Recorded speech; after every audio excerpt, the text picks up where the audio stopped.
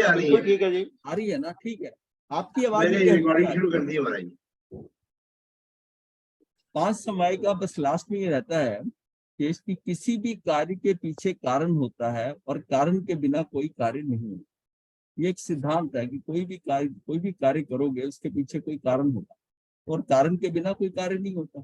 लोक में हर घटना, हर कार्य के निम्न 5 प्रकार के आधारभूत होते हैं। अभी तक हमने जाना है काल के बारे में कि काल समय, स्वभाव क्या है, कर्म क्या है, नियति क्या है और पुरुषार्थ क्या है। काल का मतलब है कि समय कैसा चल रहा है, स्वभाव कैसा है, प्रकृति कैसी है, इसके बारे में हमने भी बहुत डिटेल में जान लिया। कर्म है कर्म सत्ता। कर्म सत्ता के मतलब कर्म सत्ता के अनुसार वैसे निमित्त आते हैं, जैसे आपके कर्म है वैसे निमित्त सामने आ जाते हैं और वो घटना वैसे घट जाती है। तो निमित्त क्या है, निमित्त कैसे आते हैं, आपकी कर्म सत्ता के अनुसार आती है, जैसे आपके कर्म। नियति क्या है, जो होनहार है, भव्यतव्यता है उस जीव की, जो नियति उसने पहले फिक्स की हुई है, नीति से उसने कि ये होनहार है, ऐसा होना चाहिए, जैसी उसने इंटेंट दी हुई है, जैसा उसका उसके कर्मों के अनुसार जो जहां पर उसको पहुंचना है वो भव्यतव्यता उसकी है। और पुरुषार्थ जो है ना, वो आज वर्तमान में उसके हाथ में है, वो उद्यम कर सकता है, पुरुषार्थ कर सकता है। पुरुषार्थ, ये पांचों ही समवाय का मेल होने से कोई कार्य होता है। लेकिन कभी किसी कार्य में कोई आगे होता है, कभी कोई होता है, पर होते पांचों ही हैं। हमें पता नहीं चलती। तो कोई आगे बढ़ जाएगा, कोई भी लीड ले लेगा जिसके कारण आपका काम होगा। कई बार आपका पुरुषार्थ इतना हो गया कि सारे वो डर गए और काम हो गया, पर ये भी मौजूद थे, ये मौजूद थे, ये नहीं कि ये नहीं थे। इसलिए हमें नहीं पता कि कौन मुख्य हो जाएगा, कौन गौण हो जाएगा। तो कोई एक मुख्य हो जाएगा, जो मुख्य होगा उसके अनुसार जो है हमारा कार्य, हमें लगेगा कि ये इसके कारण हुआ, ऐसे कारण मैंने पुरुषार्थ किया। ये बाकी का मुझे नहीं पता, काल स्वभाव का कर्म मेरे कौन से थे, कैसे थे। जिसमें कार्य हो जाता है तो मुझे तो ऐसे ही लगता है कि मेरे पुरुषार्थ से हुआ, अगर मैंने पुरुषार्थ किया तो, क्योंकि पुरुषार्थ मेरे हाथ में, वही मैं कर सकता हूँ। बाकी सारे तो ये पर्दे के पीछे हैं। एक जो पांचों में से एक समवाय प्रिंसिपल रूप में आएगा, बाकी सबॉर्डिनेट कोई सारे होंगे, हमें लग रहा है कंट्रीब्यूशन सबका है, कंट्रीब्यूशन सारा आ गया। लीड कौन ले गया, कौन लीड ले गया उसमें वो डिपेंड करता है। हाँ, लीड कौन ले गया। और अगर मेरे पुरुषार्थ जैसा मैंने किया था, कार्य वैसा ही हुआ, तो मैं समझता हूँ कि मेरे पुरुषार्थ के कारण, मेरे कारण। मैंने पुरुषार्थ नहीं किया या बहुत कम किया और काम फिर भी बहुत बढ़िया हो, तो समझ क्या यार, नियति ऐसी थी। अब ऐसा कई स्टूडेंट बहुत मेहनत करते हैं तब वो कुछ लेके आते हैं पोजीशन, और स्टूडेंट का। हाँ, और हाँ, और कुछ लोग ऐसे होते हैं कि मेहनत ज्यादा नहीं करते, उन्होंने जितने चैप्टर छोड़े थे 5-7 चैप्टर तैयार कर दिए और पांचों में से 5 क्वेश्चन आ गए, वो कर दिया। जो सारे साल मेहनत करता रहा, हो सकता है उसके नंबर कम आए, क्योंकि इसने 5 के ऊपर पूरा अपना सारा जो है अपनी स्ट्रेंथ उस पर लगा दी थी और इसके नंबर ज्यादा आ गए। तो टीचर भी हैरान हो जाता है कि ये तो क्लास के अंदर मीडियम था, ये कैसे टॉप कर गया, वो रह गया। ये क्या है, ये नियति में था, उसने मेहनत इस बार ज्यादा नहीं की है, लेकिन क्या हुआ, उसके कर्म वगैरह सब सहयोग कर गए, उसकी सिलेक्शन सही हो गई, उसे चैप्टर वही लिए। और एक ने बड़ी मेहनत करी, 2-4 चैप्टर छोड़ दिए और मेन क्वेश्चन सारा पेपर उसी में से आ गया, तो कहता है कि फंस गया। तो ये सारा क्या है, फिर ये होता है इन 5 कारणों में से किसी एक को ही कारण मानना अथवा किसी एक कारण का भी निषेध करने पर भी भिन्न भिन्न प्रकट होते हैं। इन 5 कारणों किसी एक को ही कारण मानना अथवा किसी एक का कारण का भी निषेध करने पर ही, निषेध नहीं होता, एक्चुअली गौण होता है, निषेध कोई नहीं होता, मुख्य कोई होता है और गौण होता है ये शब्द। कालवादी जो है ना, अब ये इनका चर्चा है कि कालवादी का क्या ये मंतव्य होता है कि सभी कार्य जो जगत में होते हैं वह सब काल के कारण ही होते हैं, वह सब काल के कारण ही होते हैं, काल ही प्रधान है। ये कालवादी बोल रहा है, जो काल को मिल काल ही प्रधान है, समय बड़ा बलवान है, सब काल के अधिकार में है या काल के अधीन है, सभी कार्य समय आने पर ही संपन्न होते हैं, इसलिए काल यानी कि समय ही एकमात्र कारण है। ये कालवादी जो है, जो काल पे हमेशा कहते हैं भाई समय ऐसा आजकल था, सब यही कहते हैं। काल, हाँ, काल काल के अनुसार हो गया जैसा होना। काल जो है ना, उसे सारा जोर कैसे पड़ गया कि काल के ऊपर दे दिया। स्वभाववादी क्या होता है? स्वभाववादी कहता है, स्वभाववादी का यह मंतव्य होता है कि सभी कार्य वस्तु के स्वभाव से घटित होते हैं। यानी उसका अभिप्राय क्या है कि सभी जो है ना, उसके प्रत्येक पदार्थ को अपने गुण धर्म होते हैं। हर एक पदार्थ के अपने गुण धर्म है, उसकी अपनी प्रॉपर्टीज हैं, गुण धर्म है उनका। इसी कारण होना वस्तु का स्वभाव है, अतः स्वभाव ही एकमात्र कारण है। उसका जैसा स्वभाव है वैसा ही, जिस तरह स्वभाव। तो स्वभाववादी तो ये बात को कहेगा।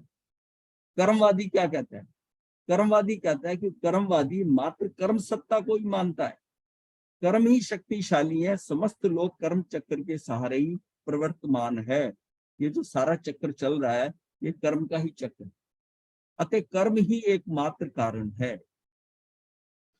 अब जब आपने महाभारत देखी थी ना, तो उसमें वो काल चक्र ही दिखाते थे, काल के अनुसार ऐसा हो रहा है। वो पूरा के समय, मैं समय हूँ, मैं समय हूँ, मतलब जो चीज जो होती है समय के अनुसार कैसे पलटती है, बदलती है, तो क्या है वो सारा सिचुएशन क्या कालवादी है। समय को ही जोड़ दिया था कि ये समय ऐसा आया और समय में कैसे परिवर्तन हुआ। मैं समय हूँ काल के ऊपर, और काल चक्कर दिखाते थे हर महाभारत के उस। अब उसके बाद स्वभाववादी, इसी कारण होना था वस्तु का स्वभाव है, अतः स्वभाव ही एकमात्र कारण है। कर्मवादी क्या कहते हैं? कर्मवादी मात्र कर्म सत्ता को मानता है, कर्म ही शक्तिशाली है, समस्त लोग कर्म चक्र के सहारे ही प्रवर्तमान है, अतः कर्म ही एकमात्र कारण है। नियतिवादी क्या कहता है? नियति प्रत्येक कार्य को प्रारब्ध से होना मानता है। भाई जैसा था प्रारब्ध था, उसकी प्रारब्ध जैसा था, होनहार जैसे होना था, वो नियतिवादी। इसका मंतव्य होता है कि होनहार ही बलवान है, सारे कार्य भव्यतविता से ही संभव होते हैं। जो उस समय उस सिचुएशन की भव्यतविता, होनहार जो होना है होनहार ही होता है। तो ये किसका होता है? नियतिवादी। और पुरुषार्थवादी क्या है? उद्यमवादी का मंतव्य होता है कि प्रत्येक कार्य स्वयं प्रयत्न व श्रम से ही साकार होते हैं, पुरुषार्थ से कार्य होना स्वयं सिद्ध है, पुरुषार्थ से सभी कार्य संभव हैं, अतः पुरुषार्थ ही एकमात्र कारण है। पुरुषार्थ से सब मेहनत करता है। अब जैसे कई बार हम कहते हैं ये बच्चा बहुत इंटेलिजेंट, इंटेलिजेंट का मतलब है कि उसका क्या ज्ञानावरणी कर्म कह लो, या उसकी बुद्धि नाम कर्म के कारण उसकी मस्तिष्क ऐसा है, तो उसको क्या है कि ये बहुत इंटेलिजेंट। अब एक बच्चा होता है डिलीजेंट, डिलीजेंट है वो पुरुषार्थ के जोर पे, वो इंटेलिजेंट को कई बार चोट देता है। जो डिलीजेंट होता है वो चोट देता है, तो इसलिए क्योंकि वो अपनी डिलीजेंस से, तो डिलीजेंसी से उसके ऊपर क्या है कि वो करता रहता है। इंटेलिजेंट जो है 2-4 बार पढ़ता है, ठीक है। इंटेलिजेंट जो है उसको ज्यादा समय देता है, डिलीजेंट जो होता है ज्यादा समय देता है, और उससे डिलीजेंट से उसके कारण वो भी उसकी भरपाई करते हैं। डिलीजेंस जो उसमें इंटेलिजेंस की कमी है वो उसको बार बार करके वो करता है।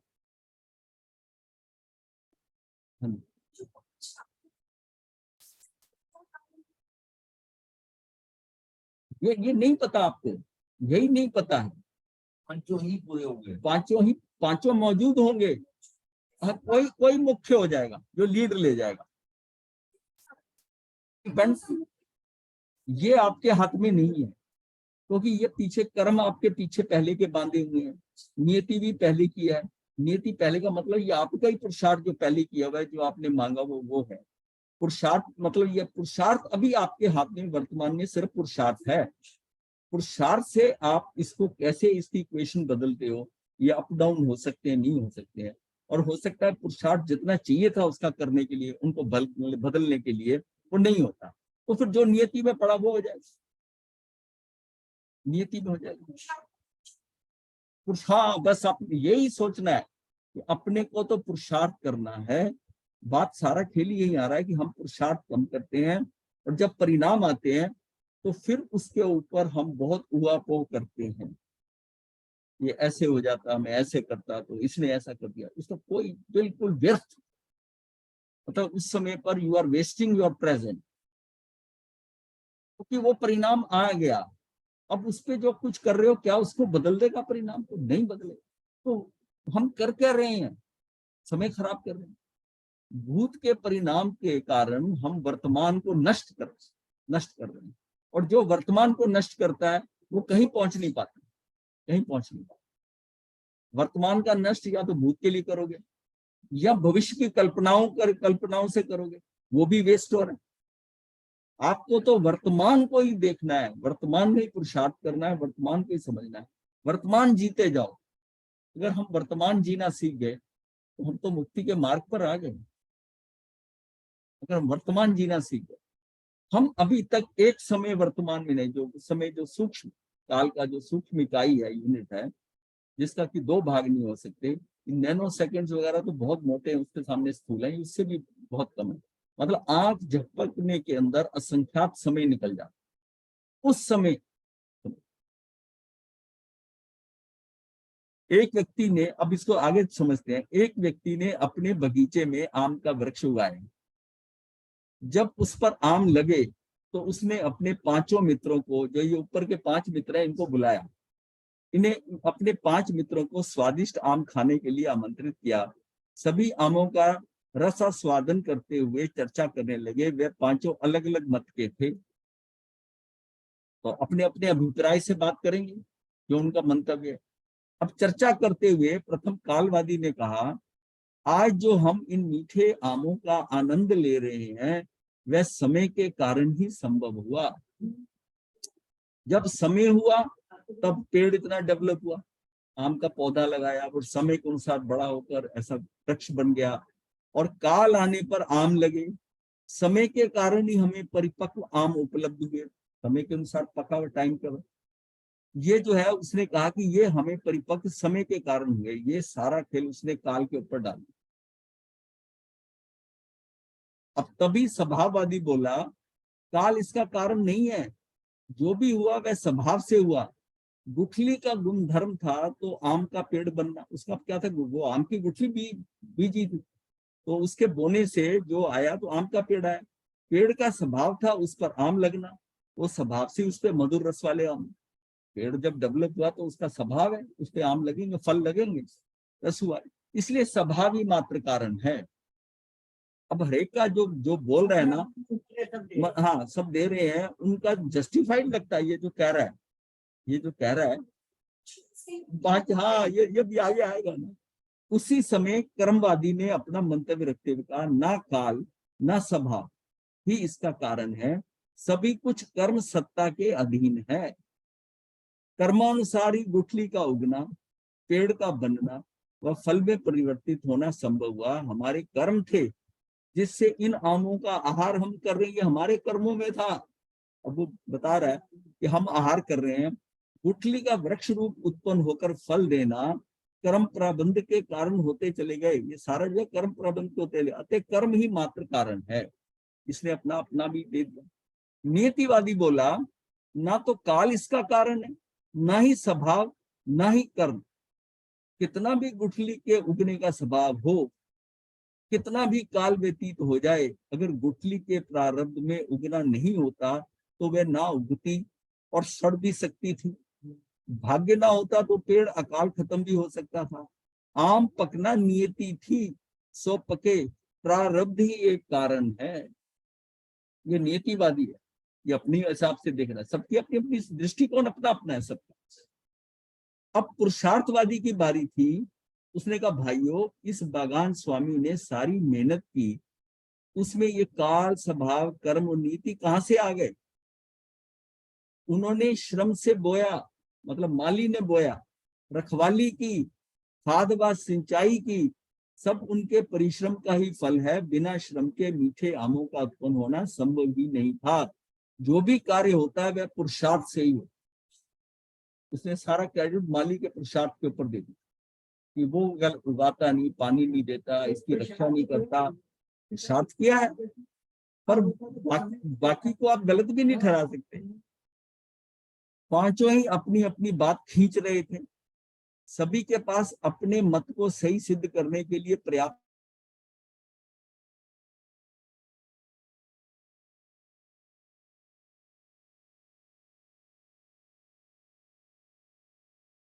से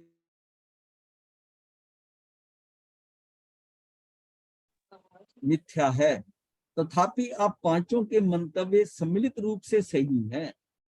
अगर आप सबके मिला दिए जाएं तो जो जो बन रहा है, ये जो अभिप्राय बन रहा है, ये आपका वो सम्मिलित रूप से तब तो सही है।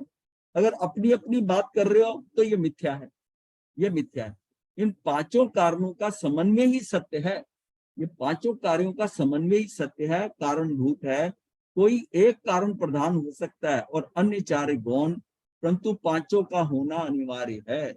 उसके कर्म भी सही होने चाहिए, काल भी सही होना चाहिए, स्वभाव भी सही होना चाहिए, नीति के अनुसार भी होना चाहिए और पुरुषार्थ भी होना चाहिए। पांचों कारणों के समन्वय से ही कार्य निष्पन्न होता है। बिना काल, स्वभाव, कर्म, नीति और पुरुषार्थ के कोई कार्य संभव नहीं होता। किसी एक कारण को भी निषेध करने से कथन असत्य हो जाता है। अगर आप ये कहते हैं कि काल नहीं था, काल भी आवश्यक था।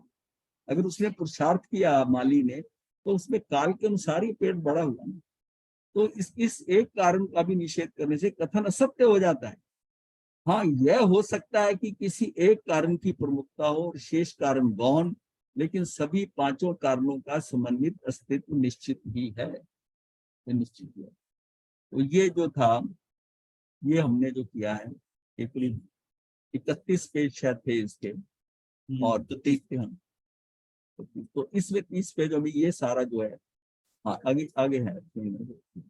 कार्य उत्पत्ति में पांचों कारणों के समवाय के समय घोषित करते हुए आचार्य सिद्ध सेन समय सूत्रम यानी सम्मति सूत्र में लिखते हैं।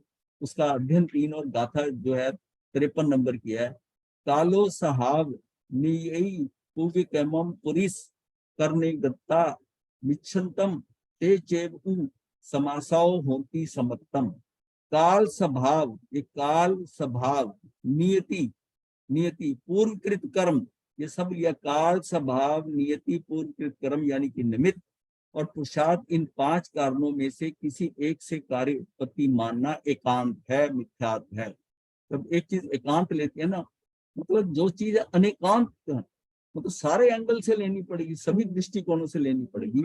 और इनके एक साथ मिलने के कारण समवाय, एक साथ मिलने का कारण मतलब क्या, समवाय, समन्वय, उनका समवाय हुआ से कार्य उत्पत्ति मानना अनेकांत है, सम्यक है। मतलब अनेकांत, ये भगवान महावीर की जो है ना, कि जब हम कहते हैं कि ये ही ठीक है, तब हमारी बात मिथ्या है। ये भी ठीक है, ये भी ठीक है, ये भी होते हैं। कुछ लोग उस समय भी कहते थे महावीर को, ये कहीं स्थिर ही नहीं रहते, ये भी ठीक है, ये भी ठीक है। मतलब वो सबका कंट्रीब्यूशन तो है ना, उसमें समन्वय है। तो कहते थे, किसी ने कहा इससे होता है, बोले हाँ इससे होता है।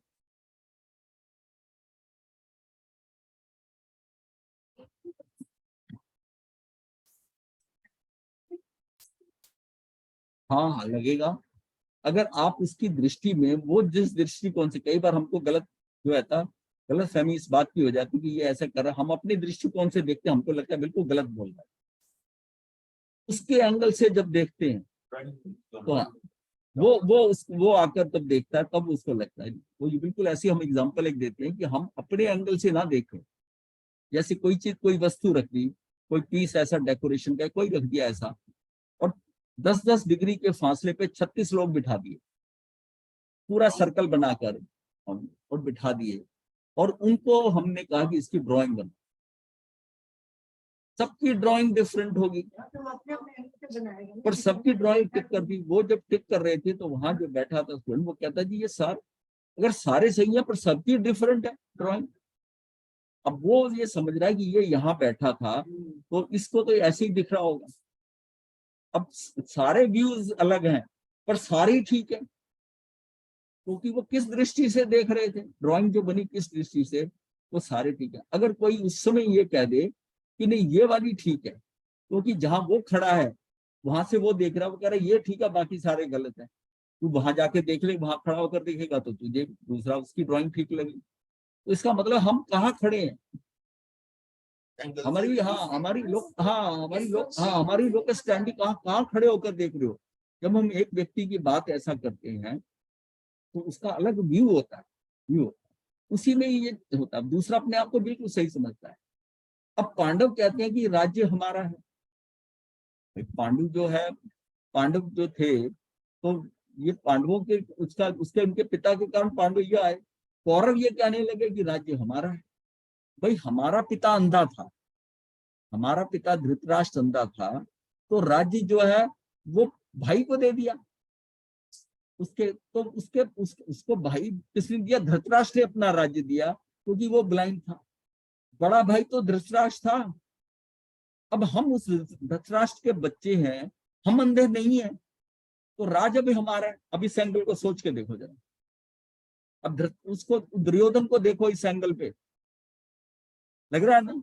अब उस स्थिति में हो अगर आदमी, तो ये आदमी यही कहेगा कि ऐसा है। उसकी भूल कहाँ हुई है? उसकी भूल यहाँ हुई है जब उन्होंने 5 गांव मांगे थे रहने के लिए, तो 5 गांव दे देने चाहिए। 5 गांव देकर वो सारा राज रख सकता था उनका। तो समझ आती है। उसने कहा मैं सुई की नोक जितनी जगह नहीं दूंगा। ये महाभारत बन गया। तो क्या है समन्वय? कहीं तो सिद्धांत में, कहीं पर आदमी आपस में एडजस्टमेंट तो करनी होती है। सभी ये स्वीकार भाव होता है। सिचुएशन को क्या है कि समझौता करते जाओ। ये जीवन जो है ना समझौताओं का, अगर समझौता नहीं करते तो कहीं पर भी आप अटक गए। अपना आपका कितना भी अभिप्राय सही हो, कितना भी मंतव्य सही हो, आपको समझौता तो करना है। क्यों? समय खराब नहीं करना, झगड़ा नहीं करना। क्या है जब ये आदमी समझौता इसलिए करता है, भाई हमने कौन सा यहाँ पड़े रहना, हमने कौन सा बैठे रहना, मिल बिट के बांटना है। ये इतना मांग रहा है, दे दे इसको, इतना क्या जाता है। अब नहीं देने का मतलब हुआ कि वो परिवार, कौरव का परिवार भी खत्म हुआ, पांडव भी कौन सा बचे, वो भी इतना खत्म हुआ। और फिर सारा वो कितने अलग हुए। और फिर क्या हुआ, उसको मिलाने के लिए फिर भानुमति का कुनबा बनाना पड़ा। भानुमति जो उधर थी ना कौरवों के साथ, उसने पांडवों के साथ शादी करके और पूरा कुनबा का जोड़ा। तभी कहते हैं भानुमति का कुनबा, भानुमति का कुनबा। तो भानुमति ने वो कुनबा जोड़ा पांडवों के साथ करके। जो बच गए थे पांडव ये करके, वो इधर आ गए भानुमति। तो ये सारा जो सिस्टम है, इसमें समझना अपने को क्या है कि हम क्यों अड़े हुए हैं। स्वीकार भाव हो जाए, समझौता कर लो। ये जिंदगी है ही समझौतों के कारण है। हम जहां अड़ गए ना, समझौता से इनकार कर दिया, वहीं गड़बड़ हो, वहीं गड़बड़ हो। समझौता करने के बाद ये आज जो कितना अनर्थ हो रहा है, ये यूक्रेन और रूस के अंदर कितनी तबाही हो रही है, कितना सारा दुनिया हिल गई है, सारी आर्थिक व्यवस्था हिल गई है, लोग मर रहे हैं, लाखों लोग मर गए हैं। सिर्फ एक समझौता की बात है ना, बैठकर समझौता हो जाता है। जो अंततः होना है वो वहां जहां से टूटे वहीं आकर मिलना पड़ेगा। कहीं ना कहीं तो कोई लूजर या गेनर होगा, लेकिन समझौता तो करना पड़ेगा। तो ये जिंदगी में अगर तक हम हर विषय में, मतलब यह है कि समझौता करते चलो बस, तो सहज भाव में रहोगे। ठीक है, ये ऐसा हो रहा है, ऐसा चलो स्वीकार है। एडजस्टमेंट, ये सारा एडजस्टमेंट।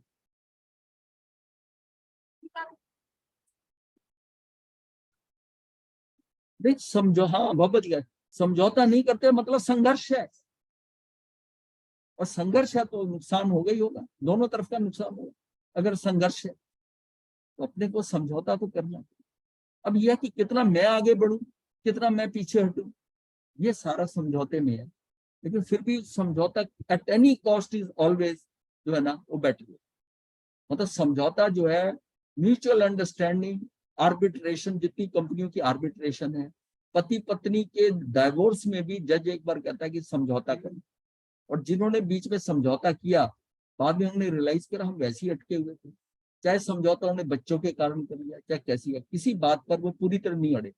जो पूरी तरह अपनी बात पर अड़े रहे वो बिखर गए, वो बिखर गए। सारा खेल समझौता में। जीवन देखो तो सारा ही समझौता है। यहां तक कि अपने शरीर से भी समझौता करना पड़ता है। अगर हम अपने शरीर से भी समझौता नहीं करें, शरीर साथ नहीं दे रहा, तब भी समझौता करना पड़ेगा। नहीं होना, करो ठीक है, ये ऐसा कर्म ऐसे, फिर भी मुझे इससे चलाना, इसी से ही साधना करनी है। सारा क्या ये समझौता करना पड़ेगा। हाँ, मतलब वो समझौता करने को लोग ये समझते हैं जैसे हमने तो हथियार डाल दिए, हम तो हार गए, हम तो खत्म हो गए, मैं इसके आगे गिर गया। नहीं, समझौते का मतलब है तू, समझौता जो है तेरा वर्तमान बचा रहा है, संघर्ष जो है तेरा भविष्य बिगाड़ेगा ही बिगाड़ेगा, तेरा वर्तमान खत्म कर रहा है, तेरा भविष्य भी जा रहा है। संघर्ष में तेरा समय खराब हो रहा है ज्यादा, और समझौता किया वहीं दी एंड हो गया, वहीं सिचुएशन जो है अंडर कंट्रोल आ गई, वहीं समझौता हो गया। अपने वर्तमान क्षणों को संभालना, उनको बचा लेना, यही हमारी साधना है। महाराज साहब, हाँ जी, महाराज साहब एक छोटा सा प्रश्न है इसके आवाज ऊपर। जरा ऊंचा बोलना पड़ेगा, आज की सिस्टम में आवाज में आपकी जी बहुत जी कम। महाराज साहब, महाराज साहब मथेर नामी शरद, महाराज साहब एक छोटा सा प्रश्न है आपसे। कुछ कोई ऐसा बटन दब गया है या लगता है कुछ हुआ है। महाराज साहब आवाज नहीं आ रही अभी भी? कॉपी स्कैनिंग, महाराज साहब आवाज नहीं आ रही? हाँ आवाज बिल्कुल नहीं आ रही, जोर से बोलो तो। ठीक है महाराज साहब, अगर आवाज नहीं आ रही तो मैं अपना प्रश्न फिर बाद में पूछ लूंगा महाराज साहब। हाँ ठीक है, आवाज आप, ये तो मुझे पता चल रहा है कि आप बोल रहे हो। अच्छा महाराज साहब, तो अगर आवाज क्लियर आ रही है तो मैं पूछ लेता हूँ प्रश्न महाराज साहब। आवाज नहीं आ रही, मेरी आवाज आपको ठीक आ रही है? हाँ जी। हाँ ठीक है, फिर कोई बात नहीं। तो अभी मतलब ये हमने पूरी तरह इसको कर लिया है तो। हाँ, मुझे ये बताओ कि आपको जो इसमें से कुछ अभी कोई संदेह रह गया, कोई संशय हो, किसी तरह का शक है ये बात, इसमें ये ऐसा कैसे दिए, ऐसा कैसे। अभी हमने दो उदाहरण, एक स्टूडेंट को दिया, स्टूडेंट का, एक आम के वृक्ष को दिया, ये लास्ट में दे दिया। बाकी सारा विषय हमने बहुत ही डिटेल में करा, बड़े विशद रूप से सारा करा है। तो अब इसमें यह है कि इससे ज्यादा डिटेल में कहीं मिलेगा नहीं। एक पेज होता है, 2 पेज होता है, इसके 5 है। हाँ देख लो, देख लो, कर सकते 1 मिनट में करना।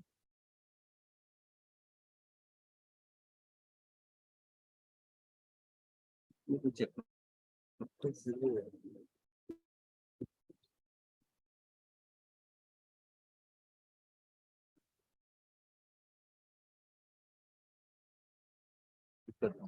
वो तो इसके अंदर आपको किससे ऐड करना होगा।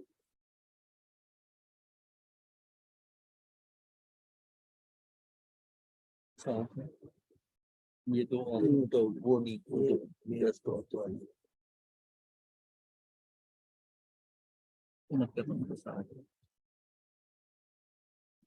करना, एस्केप कर लो, एस्केप कर लो।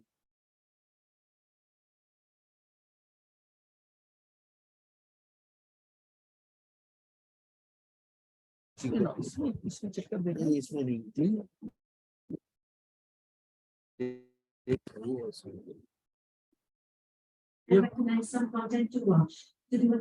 बहुत क्लियर है। आज हम आपको ही सुनेंगे।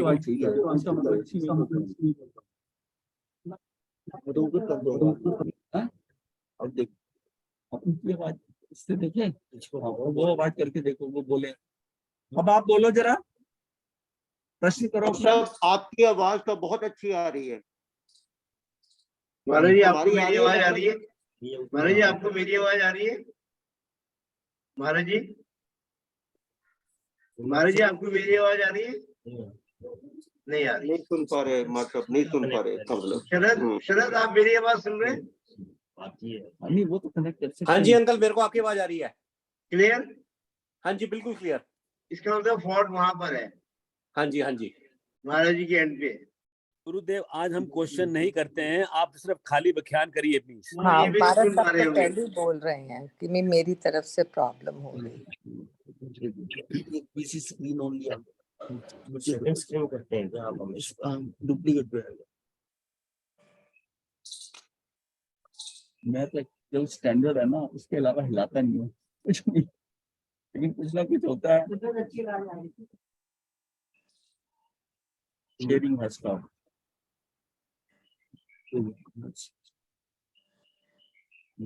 चलो दवा सामने 3 शेयर कर दो।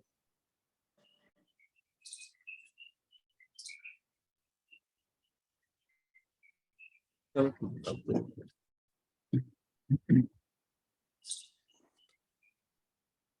अब नया आवाज आ रही है? जी मत सब बड़ी क्लियर है। आपकी आवाज तो पहले भी क्लियर थी। चार अब अभाव clear है, ये विषय हम ले रहे हैं, चार अभाव। ये भी बड़ा इंपॉर्टेंट विषय है। भावों की तथा भावों के फल की चर्चा छोड़कर अभावों की चर्चा प्रारंभ करती है। ये विषय चार अभाव के नाम से जाना जाता है। जिनका अभाव कह रहे हैं उनके बारे में कैसे जानेंगे? अभाव कहकर अभाव की सिद्धि की है, अर्थात उनकी सत्ता सिद्ध कर दी कि इसमें अभाव की सत्ता है। अभाव की वस्तुतः अभाव का अभाव नहीं है, अपितु उसका सद्भाव है। ये बात समझ में आ जानी चाहिए कि अभाव का सद्भाव है। किसका किसमें अभाव है, यही तो हमने जानना। आपकी समझ में आ गया? नहीं आया? मुझे लगा चेहरे से नजर आ रहा था। नहीं, समझ नहीं आया। हाँ, सुनो, ऐसा है, जब हम कहते हैं कि इस चीज में इसका अभाव है, जिसका हम अभाव कहते हैं कि इसका अभाव है, तो जिस चीज को हम पूछ रहे हैं हम तो यही जान रहे हैं कि इसका इसमें सद्भाव है कि या नहीं है। इसका मतलब उसका सद्भाव है कि अंगूठे में उंगली का अभाव, हाँ, और उंगली में अंगूठे का अभाव। अभाव। इसमें अंगूठा नहीं है, इसका मतलब इसमें अंगूठे का अभाव है, हाँ। और अंगूठे में उंगली का अभाव है। कोई एक व्यक्ति इधर आए, क्लास में टीचर आए, उसमें कोई एक स्टूडेंट इधर आए, तो इसमें तो उसमें से कोई भी आ जाएगा। अगर नाम लेके करेगा तो एक वही आएगा। नाम लेके करता तो बाकी का अभाव हो गया, बिना बताई उसको बुला लिया, बाकियों का अभाव है। तो अभाव भी तो सिद्ध हो रहा है ना। अगर आप एक को सिलेक्ट कर रहे हैं तो बाकियों का रिजेक्शन हो रहा है, तो वो अभाव सिद्ध हो रहा है ना, अभाव सिद्ध हो रहा है। तो हम ये टॉपिक ऐसा है कि इसमें नास्ति कह देते हैं। हम अभी तक वहाँ नास्ति अभाव में नास्ति तो और नास्ति वर्ड तो और टिपिकल हो जाएगा। नास्ति समझाओ, नास्ति क्या? ऐसे अस्थि होती है ना, उसका अस्तित्व है और उस चीज का नास्तित्व है, तो हम कहते हैं नास्ति है उस चीज की। मतलब वो चीज वहां मौजूद नहीं है, वहां उसका नास्तित्व है। हाँ, नास्ति है और उसकी अस्थि है, मतलब उसका अस्तित्व है यहाँ पर। तो अभाव का अर्थ नहीं होना अर्थात नास्ति, और एक पदार्थ का दूसरे पदार्थ में नहीं होना, इसी को अभाव कहते हैं। एक पदार्थ का दूसरे पदार्थ में नहीं होना, इसी को ही अभाव कहते हैं, इसी को ही हम बात कहते हैं। अब क्या होगा कि जैसे हम कहते हैं कि पानी है, इसमें हाइड्रोजन और ऑक्सीजन का सद्भाव है, पर नाइट्रोजन का अभाव है। वो जो है उसका सद्भाव है, उसका अभाव है। तो अब क्या, एक पदार्थ का दूसरे पदार्थ में नहीं होना, इसी को अभाव कहते हैं। शास्त्रों में चार अभावों की चर्चा की गई है। इनके नाम निम्न प्रकार से हैं: प्राग भाव, प्रध्वंसा भाव, अनन्यो भाव और अत्यंता भाव। ये चार तरह के भाव है। प्राग भाव किसे कहते हैं? प्राग जमा अभाव, ये मिलकर दोनों का संधि करने से क जो आधा है और अ है ये ग बन जाता। जैसे सम्यक दर्शन, हाँ सम्यक दर्शन, और उसको जब कंबाइन करते हैं तो सम्यक ग आ जाता। तो ये क्या हो गया? प्राग भाव। यानी कि प्राग भाव क्या है इसका? प्रध्वंसा भाव, इसका मतलब प्रध्वंस और अभाव। अन्योन्या भाव, अनन्य अनन्य के साथ अभाव, और अत्यंता भाव, अत्यंत के साथ इसका भाव। मतलब ये अगर इसको संधि करके यहाँ लिख दिया है और उसका समास ये करें तो प्राक अभाव, प्रध्वंस भाव, अन्योन्य भाव, अत्यंता भाव। अब इनके बारे में जान लेते हैं कि प्राक अभाव से यानी कि प्राग भाव का क्या मतलब है। एक द्रव्य की वर्तमान पर्याय का उसी द्रव्य की पूर्व पर्याय में अभाव है। कोई एक द्रव्य है, उसकी जो एक पर्याय वर्तमान में हो रही है, उसी द्रव्य की पूर्ण पर्याय में उसका अभाव है। मतलब है कि जो इस समय इसकी स्थिति है, उससे पूर्व की स्थिति में तो उसका अभाव होगा। पहले एक बात ये समझिए आप कि द्रव्य होता है, गुण होता है और पर्याय होता है। द्रव्य जो है, जो द्रव्य है जो भी है, वो तो वैसा का वैसा रहता है। वो तो गुणों का समूह है। जितने गुण है उसका समूह को हम द्रव्य कहते हैं। तो द्रव्य है, गुण है, उसके गुण है, अनंत गुण हो सकते हैं एक द्रव्य में। पर्याय जो है ये प्रति समय बदल रही है, प्रति समय उस छोटे से काल में जो परिवर्तन हो रहा है, परिणमन हो रहा है, उसमें ये पर्याय प्रतिक्षण बदल रही है। ना तो गुण बदल रहे हैं, ना द्रव्य बदल रहा है, लेकिन इन दोनों के मौजूद में इनमें द्रव्य में ही पर्याय बदल रही है, पर्याय बदल रही है। और पर्याय बदलने का मतलब है कि उस द्रव्य में जितने गुण हैं, उन सब गुणों की हर समय की पर्याय अलग अलग है।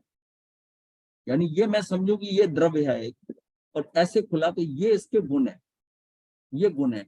तो इस गुण की पर्याय एक समय, अगले समय, अगले समय, ये गुण की पर्याय अगले समय, इस गुण की पर्याय अगले समय, ये सारा परिवर्तन हो रहा है, ये प्रति क्षण परिवर्तन हो रहा है। जैसे हमारे शरीर में प्रति समय परिवर्तन हो रहा है। अगर बाल काले थे तो प्रति समय सफेद हो रहे हैं, प्रति समय सफेद हो रहे हैं, करते करते करते।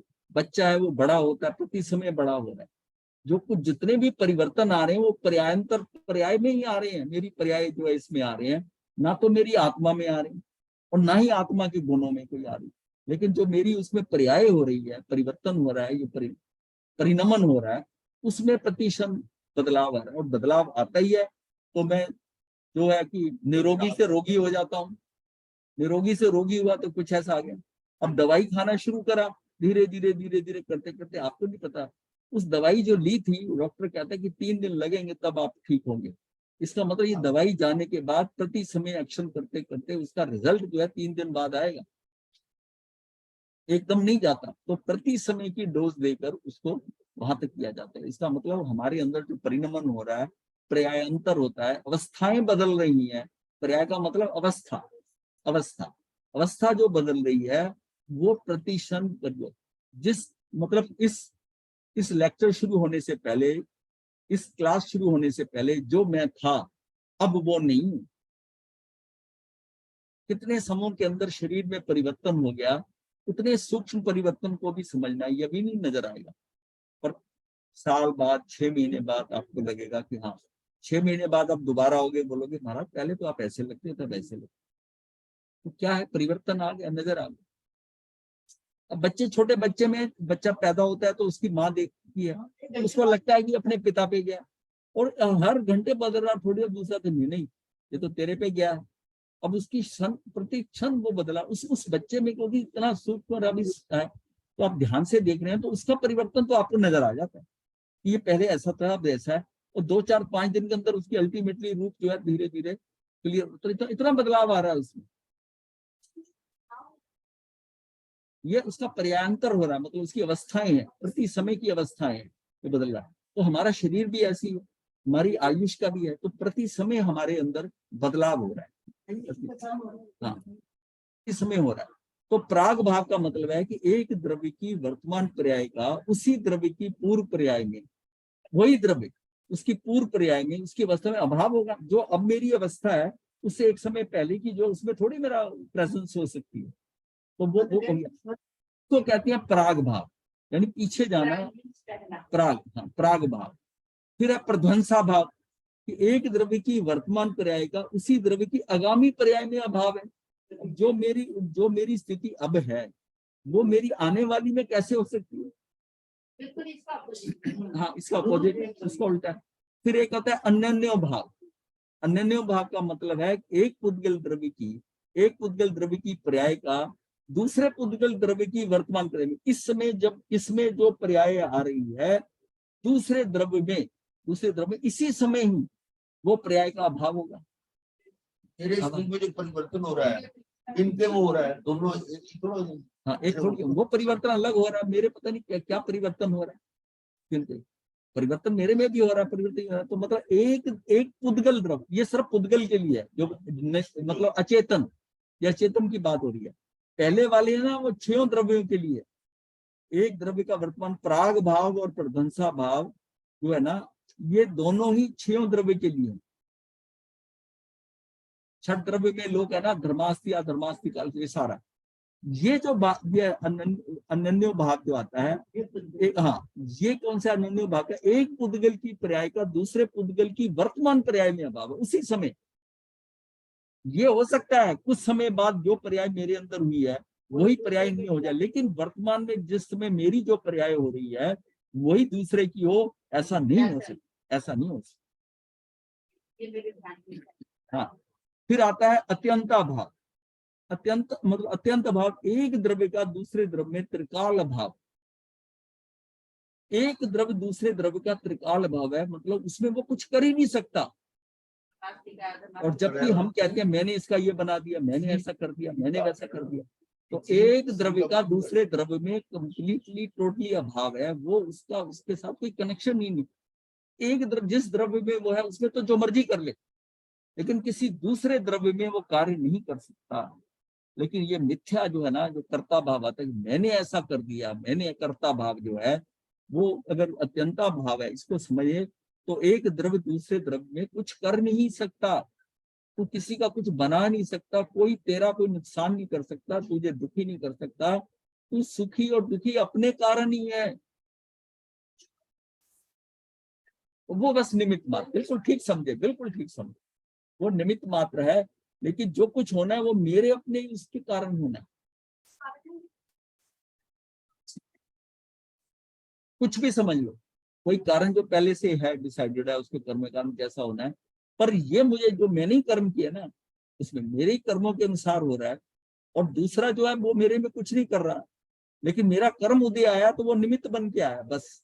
और निमित्त निर्दोष होता है, वो तो आता है, सिचुएशन क्रिएट करता है और निकल जाता है। यहाँ ये हमारी वजह, शरीर का कुछ नहीं कर सकता, शरीर मेरा कुछ नहीं कर सकते।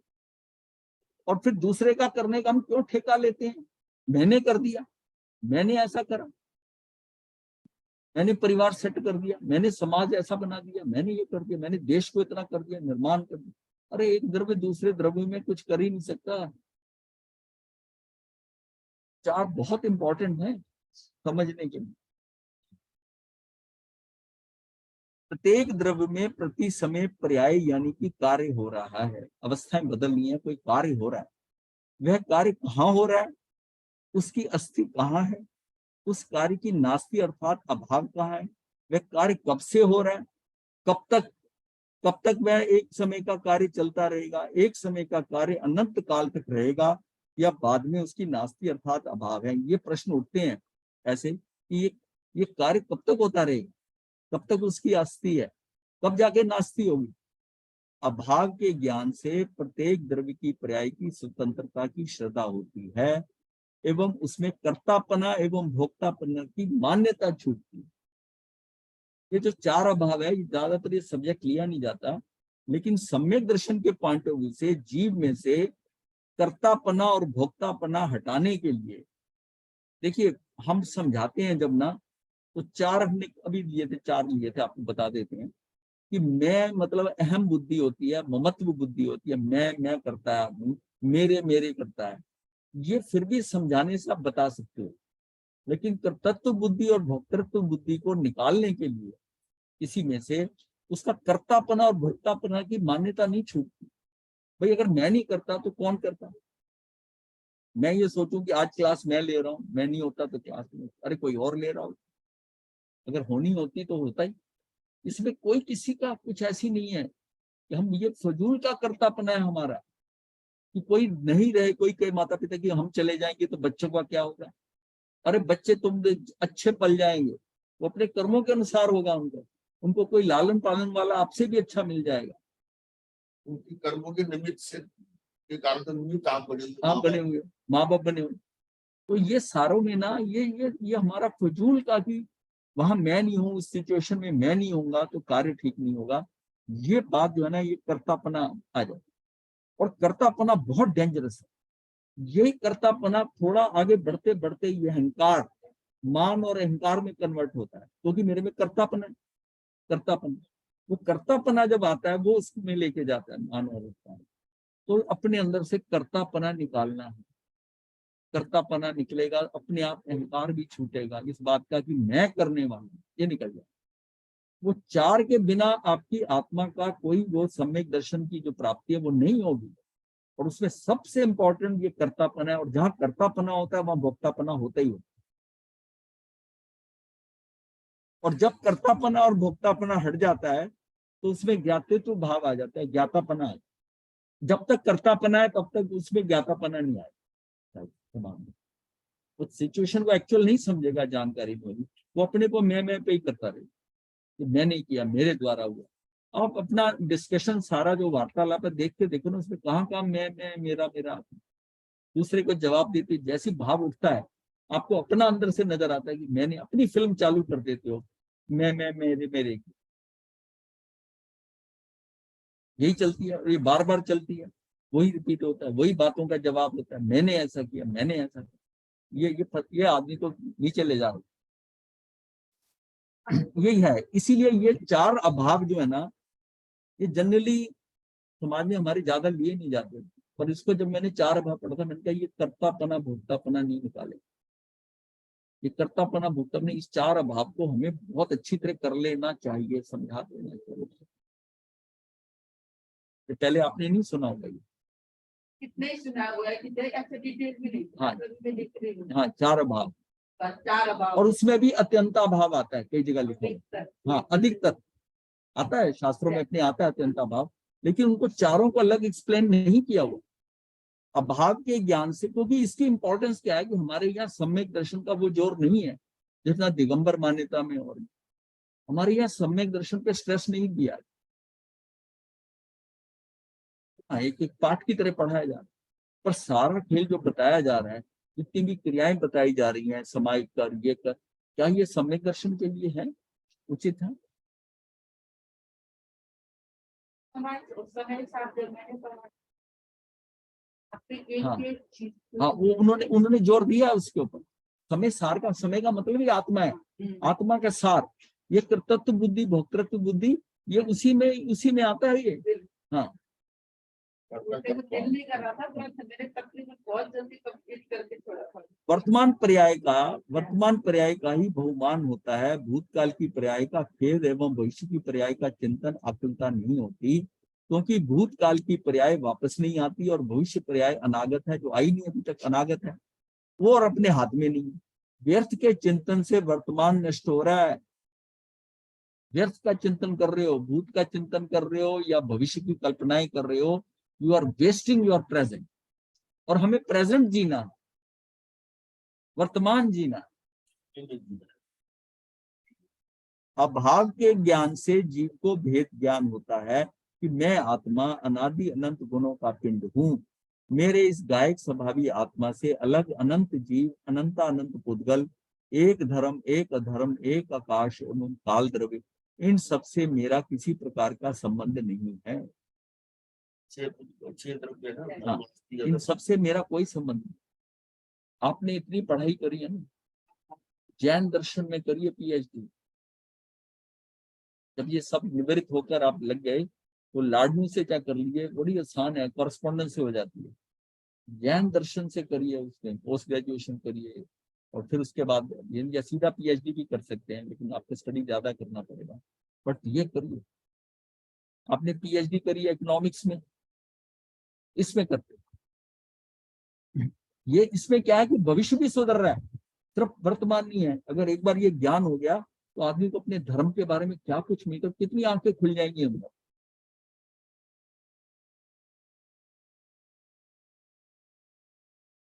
अनादि अनंत गुणों की, अब क्या है, व्यर्थ के चिंतन से वर्तमान नष्ट होता है। अब सारा हमारा क्या प्रयास होना चाहिए कि मेरा वर्तमान का एक समय भी नष्ट ना हो, इसे मुझे नष्ट नहीं करना। बीती तही बिसार दे, आगे की सुध ले। पीछे का जो हो गया उसको क्यों रिपीट कर रहा है, बार बार सुना रहा है। और हमें इतनी आदत पड़ी है, किसी के चोट लग जाए, कोई बीमार हो जाए, जो आएगा वो रिपीट करेगा, सारे सुनेंगे, वही सुनेगा, वही करेगा। कितनों का समय वो आगे जाएगा, वही लोगों को रिपीट कर रहा है। हम बीती बातों की लीक पीटते जाते हैं और समय बर्बाद करते जा रहे हैं। सबका अपना भी कर रहे हैं, औरों को अननेसेसरी फीड कर रहे हैं, एक दूसरे को दिमाग में डाल। तो ये कहता हूं कि आपको किसी से बात करनी, कुछ बताना है, आप अपने शब्दों को इतने संकुचित करिए, उस व्यक्ति को ही बोलिए, इतना बोलिए कि उसके कान में चला जाए। उसके अलावा किसी और के कान में अगर जाता है तो आप उसका बहुत नुकसान करते। आप शब्द बोलें, जिसके लिए जरूरत है उसी के लिए बोलें, लेकिन कई बार ऐसे व्यक्ति होते हैं, ये 20 के अंदर एक आदमी को बात कहनी है, बाकी 19 ने व्यर्थ में सुनी, वो उनके कानों से अंदर चली गई, उनकी स्टोरेज कैपेसिटी वेस्ट हो गई। वो कुछ क्योंकि इसकी निकासी नहीं है। गलत खाया हुआ खाना तो पेट से निकल जाता है, पर गलत सुने हुए शब्द, या मैं कह रहा हूं आपसे कुछ व्यर्थ के शब्द, ये कहां से निकालोगे? कौन सा रास्ता है? अनलेस एंड अनटिल आपकी मेमोरी बिल्कुल खत्म हो जाए, आपको याद ही ना आए, भूलना बहुत हो जाए, हो सकता है, वरना ये अंदर पड़े रहते हैं और ये भी पता नहीं कब निकल के आ जाए। ये हम दूसरे को अननेसेसरली, जैसे कहते हैं ना कि नुकसान करना।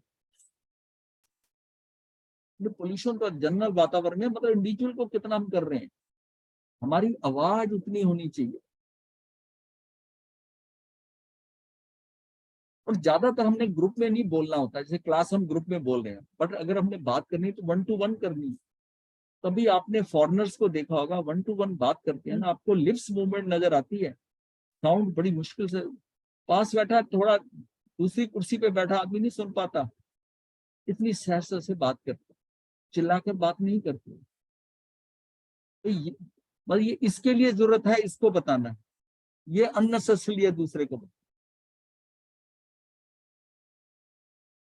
किसी को भी इंडिविजुअल को पब्लिकली नहीं बताना, उसको इंडिविजुअली ही बताना है। और किसी की कमी या डायरेक्ट करना है तो उसको इंडिविजुअली करना है। किसी की प्रशंसा करनी है, वो आप चाहे पब्लिकली कर लो, लेकिन मैं कहता हूं उसको भी मत करो। उसका माने प्रशंसा करने की, आप अपने को बड़ी सीमा से लिंक उतने से बांधे, अननेसेसरी सबसे क्यों कर रहे? बहुत एक दूसरे का हम नुकसान कर रहे। उस समय उसके कान में वो अगर सुन रहा है तो उसका उपयोग इस समय आपकी बात पे चला गया, आपने उसका उपयोग हिला दिया, चाहे उसका उपयोग अपनी आत्मा में है या नहीं है। अब ध्यान करते हुए कई लोग डिस्टर्ब करते हैं, कुर्सी हिला देंगे, ये कर देंगे, वो कर्म बांध लेते हैं। आपके कारण कोई डिस्टर्ब हो गया, किसी की समाधि भंग हो गई, मैं कह रहा हूं किसी का समय, उसने आपके सुनने के लिए अपना समय का लगा दिया, कान में शब्द पड़ गए, आपने व्यर्थ में उसको इन्वॉल्व कर लिया अपने झमेले में।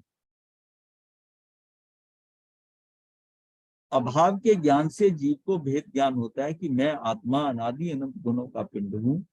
मेरे इस गायक स्वभावी आत्मा से अलग अनंत जीव, अनंत अनंत पुद्गल, एक धर्म, एक अधर्म, एक आकाश, एक काल द्रव्य, इन सबसे मेरा किसी प्रकार का संबंध नहीं है।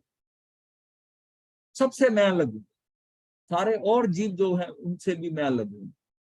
अनंत अनंत अनंत पुद्गल है, धर्मास्तिक है, अधर्मास्तिक है, आकाश और काल द्रव्य, इन सब से मेरा कोई संबंध नहीं, कोई संबंध नहीं। हाँ, मेरा संबंध अपने से। इसलिए पर द्रव्य, ये शरीर मन वाणी से दृष्टि हटाकर एक गायक आत्मा से ही, एक गायक आत्मा से ही संबंध जोड़ना चाहिए। गायक मतलब जानकार आत्मा है, जो ज्ञाता मात्र है, उस आत्मा से ही संबंध जोड़ना चाहिए और किसी से नहीं। एक द्रव्य की पर्याय दूसरे द्रव्य की पर्याय से कुछ नहीं कर सकती। इसलिए ये 8 कर्म ना तो मुझे सुखी कर सकते, ना ही दुखी कर। वो भी तो कर्म है ना, वो अचेतन जड़ है, वो भी उसकी पर्याय है, उद्गल की पर्याय है। तो वो मेरे को कैसे सुखी दुखी कर सकते हैं? मैं सुखी दुखी अपने आप से हो रहा हूँ, तो मुझे क्या ही कर्मों से नहीं, हाँ अपने आप से, अपनी अपनी भावधारा जो अपनी है।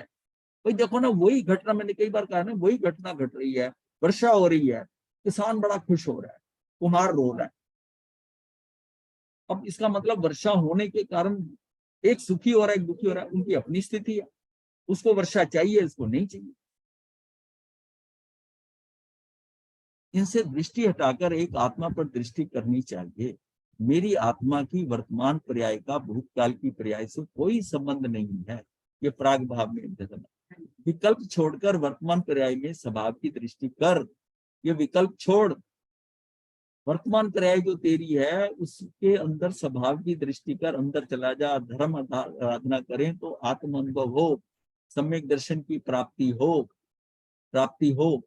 और क्रम से जैसे जैसे स्थिरता बढ़े तो मोक्ष मार्ग पर बढ़ते चले। यानी कि अंदर अगर जा रहा है आत्मा में और करते करते 48 मिनट तक क्रम से जैसे जैसे अंदर स्थिरता बढ़ते, एक समय के लिए बाहर ना आए तो मोक्ष मार्ग पर बढ़ते चले। वो मोक्ष मतलब क्या है? समय केवल ज्ञान हो जाएगा। केवल ज्ञान 48 मिनट की साधना है सारी केवल ज्ञान। लौकिक बातों के अभाव का विचार करने पर तो आकुलता और दुख उत्पन्न होता है। अब लौकिक बातें जो हैं, मतलब पत्नी नहीं है, बच्चे नहीं है, सामान नहीं है, ये नहीं है, घर नहीं है, बंगला नहीं है, गाड़ी नहीं, मतलब इसका इन से आकुलता पर, इसके विपरीत इन चार अभावों का यथार्थ ज्ञान होने पर वीतरागता का पोषण होता है, आकुलता समाप्त होती है, निराकुलता की प्राप्ति होती है, शांति और समाधान प्राप्त होता है। लौकिक जीवन में तो हमें अभाव खटकते ही रहते हैं, अशांति उत्पन्न करते रहते हैं। पैसे का भाव, पदवी का भाव, मान सम्मान का भाव, रूप सौंदर्य का भाव, निरोगता का भाव, अप्रत्यय यानी जिसकी प्राप्ति नहीं हुई उसकी अभाव, पत्नी का भाव, पति का भाव, नौकरी धंधे का भाव, घर बंगले का भाव, गाड़ी का भाव, ना जाने और कितने सारे अभाव, उन्हीं पर हमारा ध्यान बार बार जाता है और हम संतोष समाधान खो बैठते हैं। ये सारे तो पर हैं, संयोग हैं। आज तक इन संयोगों को ही हमने अपना ऐश्वर्य माना। पर द्रव्य का क्षण भंगुर संयोग हमारा ऐश्वर्य नहीं हो सकता। पर द्रव्य कैसे क्षण भंगुर, इसका संयोग हमारा ऐश्वर्य नहीं हो सकता। प्रत्येक द्रव्य अपने अनंत गुणों के ऐश्वर्य से युक्त है। अनंत गुणों का संयोग अनादि अनंत कायम रहता है। समझ में आ रही है बात? जैन सिद्धांतों की तो ये विशेषता है कि उन सिद्धांतों का ज्ञान होने से आत्म सन्मुखता तो होती ही है, साथ साथ अपने लौकिक जीवन में भी संतोष, समाधान और शांति बढ़ती जाती है। प्राग भाव थोड़ा कर देते हैं, दोबारा करेंगे।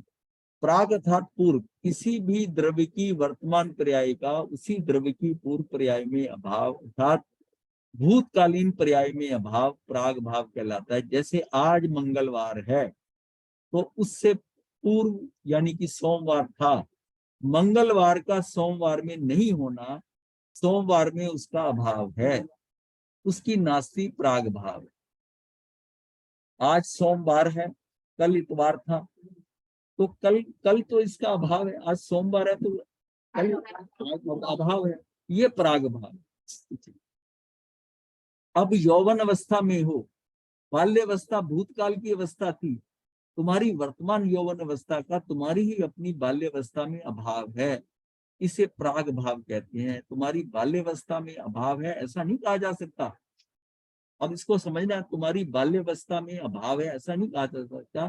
तुम्हारी यौवन अवस्था नाम की वर्तमान पर्याय का तुम्हारी बाल्यावस्था नाम की पूर्व पर्याय में अभाव है। डेफिनेशन बिल्कुल क्लियर है?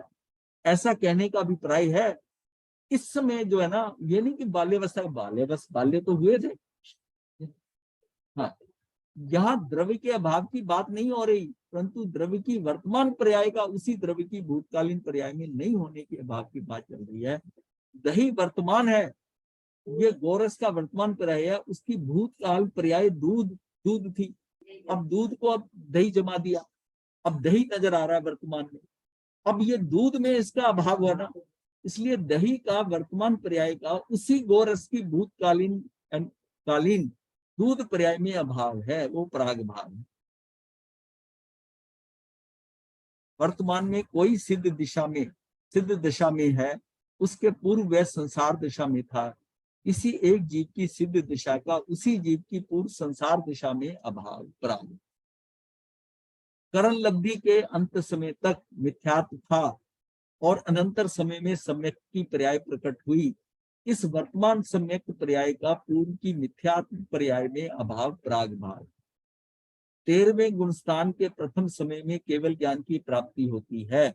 12वें गुणस्थान के अंत समय में जीव छद्मस्त रहता है, अल्प ज्ञानी सूक्ष्म ज्ञानी रहता है। वर्तमान केवल ज्ञान पर्याय का पूर्व की अल्प ज्ञान पर्याय में अभाव प्राग भाव है। 8 बज गए हैं, यहाँ तक करते हैं बस। क्या हो गया?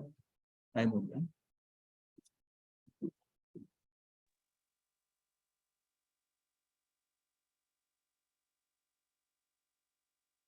अच्छा ठीक है।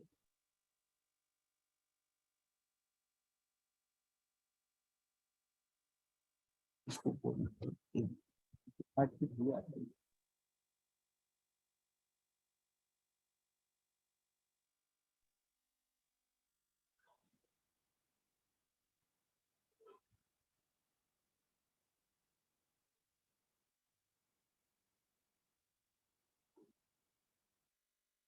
समझ में आया होगा। अब तो ये रिपीट हो रहा है ना, तो बड़ी जल्दी समझ में आया होगा।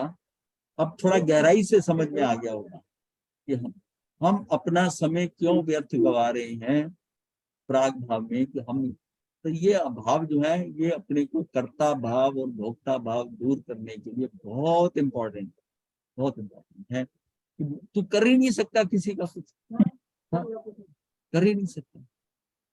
तो क्यों इस मिथ्या मान्यता में पड़ा हुआ है कि मैं इसका करके जाऊं, इसका भी कर दूं, इसका भी कर दूं, ये बना के जाऊं, ये करके जाऊं। कुछ करने का ये अगर समझ में आ जाता है कि द्रव्य अपना कल्याण कर ले, ये वर्तमान में जो समय तुझे मिला है, ये तू व्यर्थ के जो आसपास के कर रहा है ना, ये तेरा बिल्कुल तेरा दृष्टिकोण ही गलत है कि मैं ये करके जाऊं। सारा मिथ्या पूछ कैसे ये अगर अंदर पुष्ट हो गया, अब आपको बड़ा सहज संसार नजर आने लग जाए। संसार को तो आप आकुल व्याकुल रहेंगे, इसका ये करना था, ये हुआ नहीं, इसका ये करना था, ऐसा नहीं, मैं इसका ये कर नहीं पाया। अरे तुझे कुछ करना ही नहीं, तुझे सिवाय अपने के लिए अतिरिक्त कुछ और करना ही नहीं है। तुझे तो अपनी आत्मा में जाकर बैठकर अपना कल्याण, अपने सारी क्षमता उसमें लगानी है। सब काम स्वयं हो रहा है, अपने आप हो रहा है। सारा पूरा लोक व्यवस्थित है, उस व्यवस्था में तू अपने तेरी व्यवस्था जो है ना उससे अलग है। तू अपनी व्यवस्था संभाल, लोक सारा व्यवस्थित है, लोक सारा व्यवस्थित है। हाँ अपनी तू चिंता कर, क्योंकि बाकी सारे व्यवस्थित है, अपने हिसाब से सबका होता रहेगा, तू उसमें करने वाला कुछ नहीं। लेकिन ये जो आकुलता व्याकुलता है कि मैं इसका कर जाऊं, इसका हो जाए, पोते का हो जाए, बेटे का हो जाए, घर बन जाए, ये सारा व्यर्थ का तेरा, तू कर नहीं सकता कुछ, तो सिर्फ अपना समय बर्बाद कर सकता है। ये समय बर्बाद करने के लिए तुझे ये सारी चीजें, ये मिथ्या मान्यताएं आ रही हैं पिछले संस्कारों के कारण।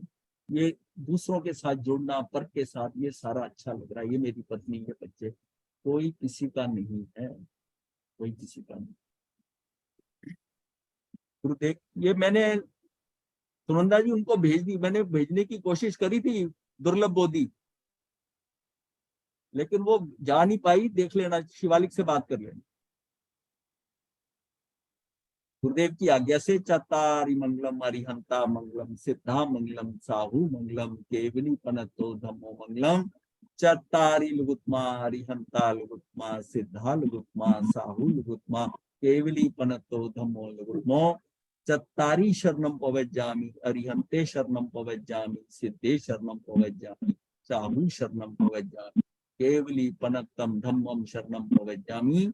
ये 4 शरणें दुख हरने और न शरणे को, जो भक्तरानी करे आचरण उसका जय।